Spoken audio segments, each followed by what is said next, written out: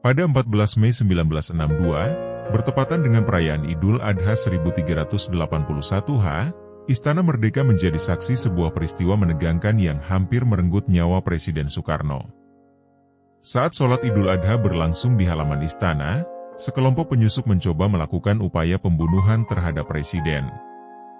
Berkat kewaspadaan para pengawal Presiden, rencana itu berhasil digagalkan. Peristiwa ini menandai salah satu ancaman serius terhadap keselamatan Presiden Soekarno, sekaligus menjadi pemicu pembentukan pasukan pengawal Presiden yang lebih besar dan terorganisasi, yaitu Resimen Cakrabirawa. Tahun 1962 adalah masa penuh dinamika politik dan ketegangan di Indonesia, terutama terkait berbagai ancaman dari pihak yang tidak puas dengan kebijakan Presiden Soekarno. Sebagai pemimpin negara, Soekarno memimpin perayaan sholat Idul Adha di Istana Merdeka, yang dihadiri oleh para pejabat tinggi dan masyarakat. Perayaan berlangsung hikmat hingga terjadi insiden mengejutkan. Sekelompok penyusup yang menyamar sebagai jamaah sholat berusaha mendekati Presiden Soekarno dengan maksud mencelakainya. Pengawal pribadi Soekarno dengan sigap menggagalkan serangan tersebut, menangkap para pelaku, dan memastikan keselamatan Presiden. Insiden ini memicu kekhawatiran besar di seluruh negeri, mengingat ancaman langsung terhadap kepala negara di lokasi yang seharusnya menjadi tempat paling aman. Pasca peristiwa ini, Presiden Soekarno memutuskan untuk meningkatkan pengamanan dirinya dengan membentuk satuan pengawal Presiden yang lebih besar dan terlatih. Resimen Cakrabirawa dibentuk dengan kekuatan 4 batalion, terdiri dari pasukan elit dari Angkatan Darat, Angkatan Laut, Angkatan Udara, dan Kepolisian.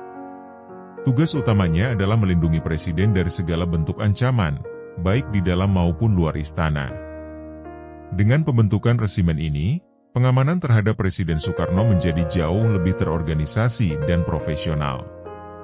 Peristiwa ini menyoroti kerentanan sistem keamanan pada saat itu dan mendorong penguatan mekanisme pengamanan kepala negara.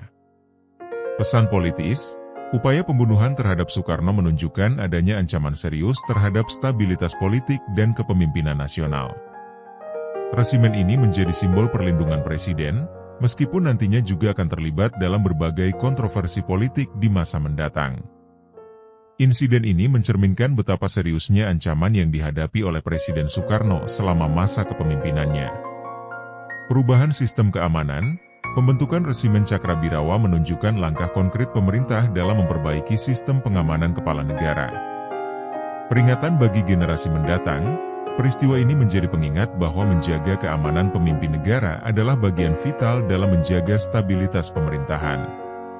Peristiwa Idul Adha 1381 di Istana Merdeka tidak hanya menjadi catatan kelam dalam sejarah keamanan Indonesia, tetapi juga menjadi titik balik dalam penguatan sistem pengamanan kepala negara.